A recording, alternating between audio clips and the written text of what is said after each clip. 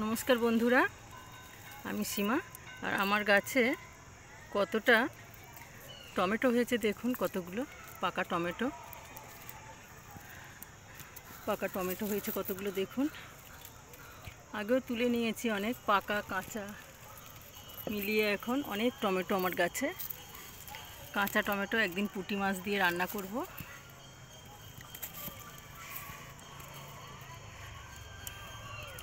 এখন টমেটোগুলো আমি তুলব।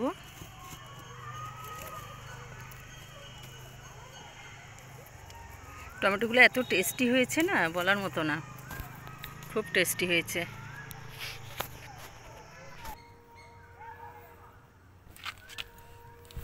এই যে এই গাছের মধ্যেও হয়েছে টমেটো, দেখুন।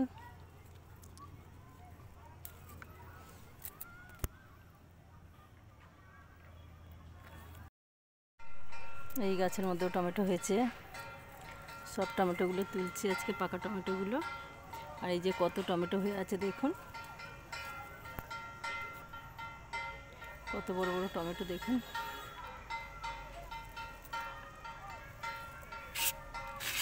এই গাছটার মধ্যে অনেক টমেটো আছে।